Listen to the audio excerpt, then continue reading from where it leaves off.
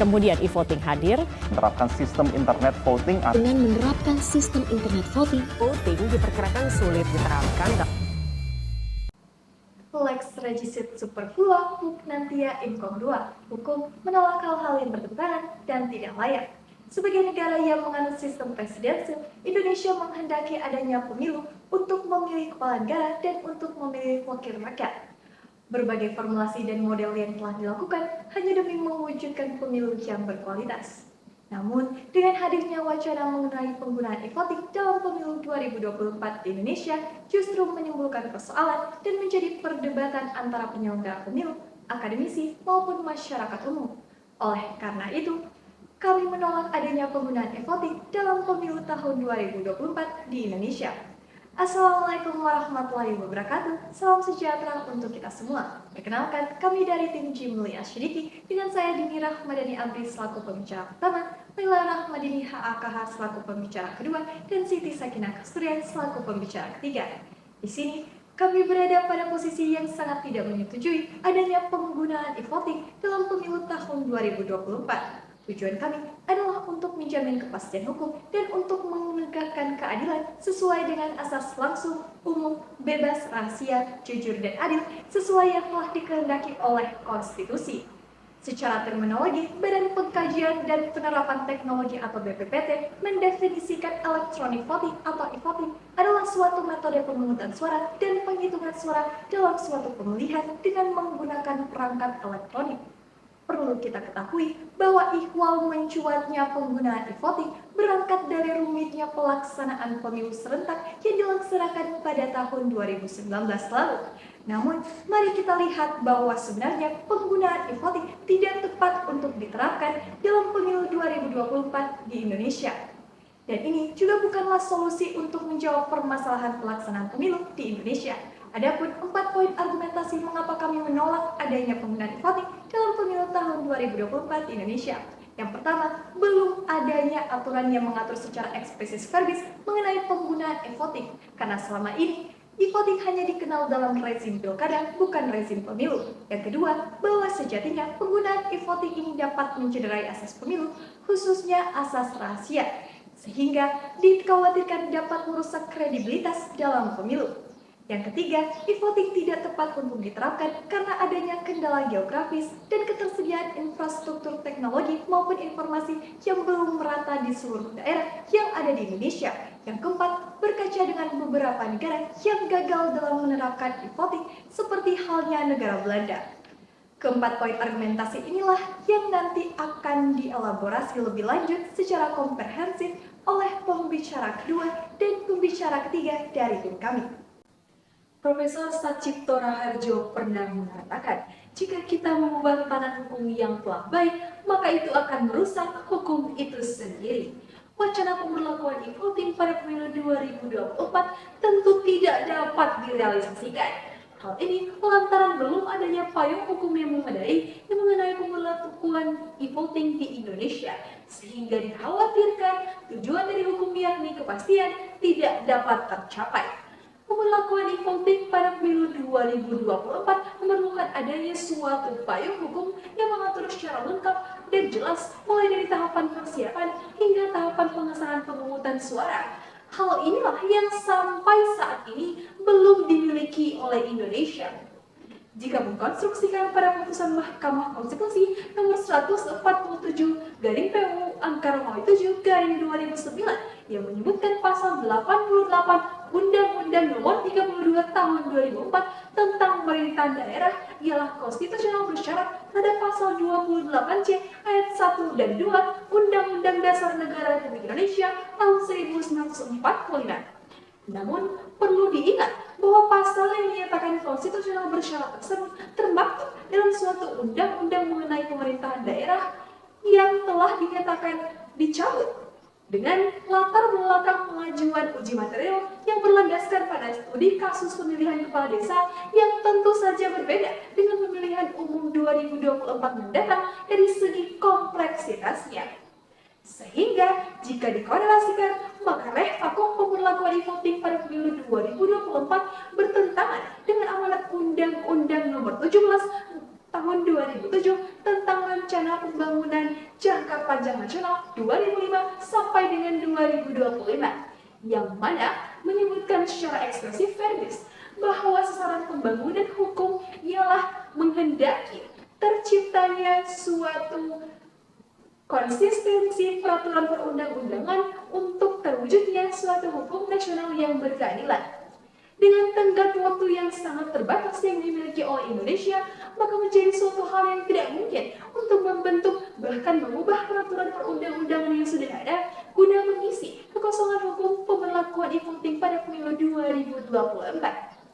Dalam putusan tersebut pun, MK memberi ruang terhadap pemberlakuan e-voting di Indonesia dengan syarat kumulatif, yakni salah satunya ialah kesiapan daerah dari segi teknologi dan sumber daya manusia.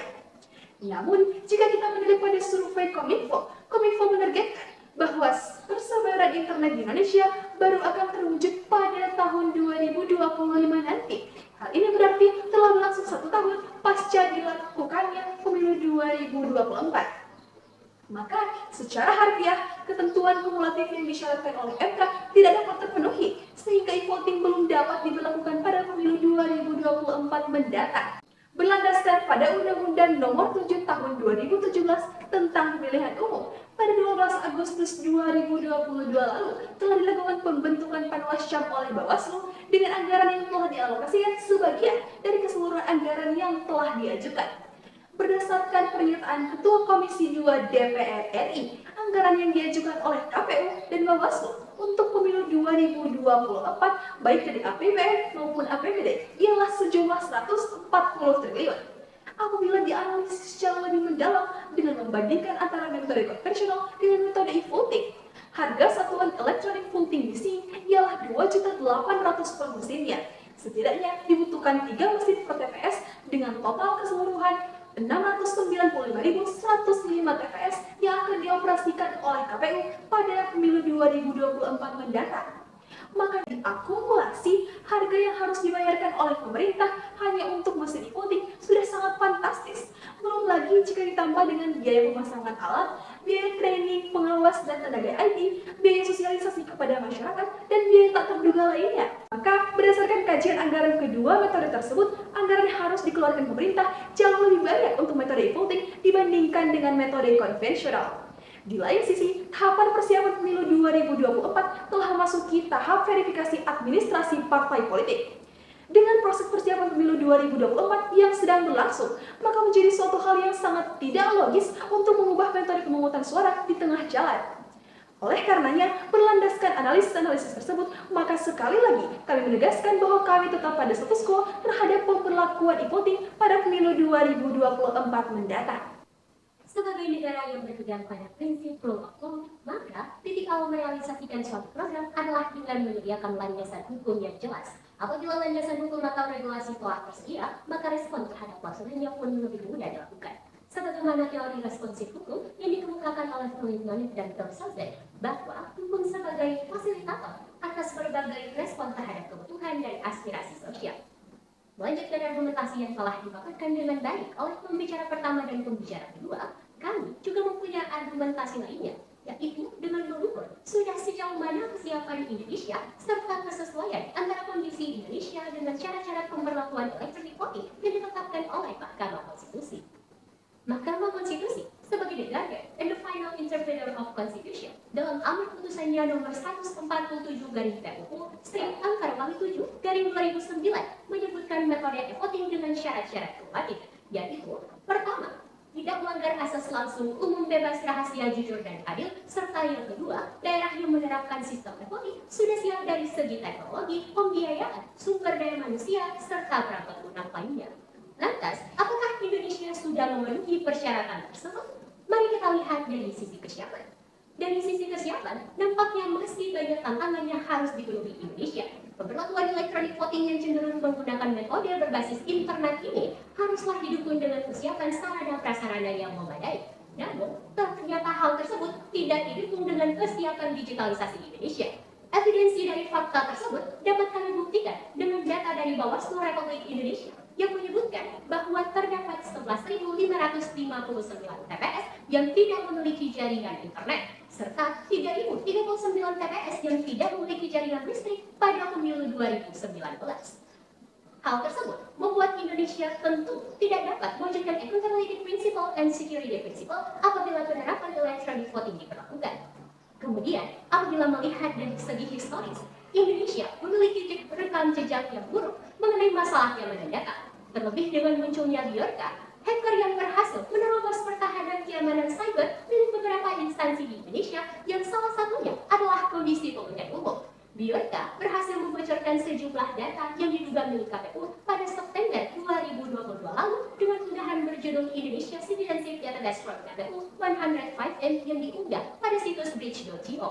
Tidak hanya itu, apabila melihat pada website dari Direktorat Politik dan Komunikasi, maka laman infopemilu.kpu.go.id yang menampilkan hasil rekapitulasi suara pilkada pada 2018 lalu juga sempat mengalami peretasan. Ancaman kebocoran data serta ancaman manipulasi data ini tentu melanggar asas rahasia dan asas adil yang menjadi pegangan dalam penyelenggaraan pemilihan umum di Indonesia. Lantas, jika Indonesia memilih menggunakan alat dalam penerapan electronic voting, maka apa yang menjadi jaminan keamanan dan kelayakan terhadap alat tersebut? Sementara, hingga kini alat tersebut pun belum tersedia di Indonesia. Padahal, dengan waktu yang hampir mendekati 2024 ini, maka alat tersebut haruslah sudah tersedia, sudah melalui tahapan uji coba, serta telah dinyatakan layak dan siap digunakan pada 2024 nanti. Namun, pada kenyataannya alat tersebut hingga kini tidak tersedia. Dan pilihan untuk mengimpor alat produksi luar negeri bukan merupakan pilihan yang tepat. Sebab hal tersebut justru membuka peluang terhadap terjadinya campur tangan oligarki internasional. Oleh karenanya, alat electronic voting tersebut haruslah diproduksi oleh Indonesia sendiri jauh sebelum pelaksanaan pemilihan umum. Apabila berkaca pada negara yang telah lebih dulu menerapkan electronic voting di negaranya, maka terdapat Amerika, negara maju yang terkenal dengan kecanggihan teknologinya pun pernah mengalami kegagalan dalam penerapan electronic voting pada pemilihan umum Presiden Amerika Serikat tahun 2004, di mana North Carolina kehilangan sekitar 4.500 suara ketika mesin electronic voting terhenti. Tidak hanya itu, Kamala Smith, pengawas pemilu Presiden Amerika Serikat tahun 2020, juga mengemukakan hampir 70% pemilih di Amerika menggunakan sistem manual dalam pemilihan umum Presiden Amerika Serikat. Selain daripada kegagalan dari negara Amerika, terdapat juga Jerman, Irlandia, Belanda, dan Inggris. 4 negara maju ini justru memilih untuk menghentikan pemberlakuan electronic voting di negaranya. Berdasarkan penjabaran tersebut, terlihat bahwa Indonesia tidak memenuhi syarat-syarat pemberlakuan electronic voting yang ditetapkan oleh Mahkamah Konstitusi. Maka, atas dasar itulah, kami dengan tegas menyatakan sikap untuk tetap berada pada status quo, yakni menggunakan sistem manual pada pemilu 2024 dan menolak pemberlakuan electronic voting pada pemilihan umum Indonesia tahun 2024. Berdasarkan argumentasi-argumentasi yang telah kami sampaikan, sampailah kita pada akhir argumentasi, dan kami tetap bersikap kontra terhadap penggunaan e-voting dalam pemilu 2024 di Indonesia.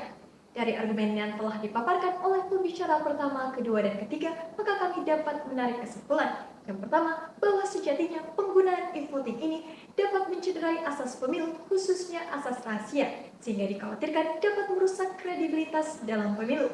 Yang kedua, Indonesia belum memenuhi persyaratan penggunaan e-voting yang terdapat dalam putusan Mahkamah Konstitusi nomor 147/PUU/Romawi 7/2009 yang dibuktikan dengan pertimbangan atas kesiapan peserta pemilih dengan ketidaksiapan daerah pemilih, seperti kurangnya cakupan jaringan internet dan listrik, belum ada persediaan mesin e-voting, tingkat keamanan cyber yang lemah, serta berkaca kepada beberapa negara maju yang gagal dalam menerapkan e-voting dan memilih untuk memberhentikan e-voting. Yang ketiga, yaitu berdasarkan analisis yuridis Undang-Undang Pemilu yang membuahkan hasil bahwa terdapat kekosongan hukum yang ada di dalam metode e-voting, serta dengan mempertimbangkan kajian perbandingan anggaran antara metode pemungutan suara konvensional dengan metode e-voting, yang jelas menunjukkan bahwa metode e-voting merogoh anggaran yang jauh lebih besar dibandingkan metode konvensional. Maka dari itu, kami tetap pada status quo mengenai penggunaan e-voting dalam pemilu 2024 di Indonesia. Kami akan menutup akhir argumentasi ini dengan sebuah pantun. Pemilu 2024 akan dilaksanakan. Hak warga negara perlu kita gunakan. Wacana penggunaan e-voting yang berkeliaran tentu tidak patut kita iakan. Sekian dan terima kasih.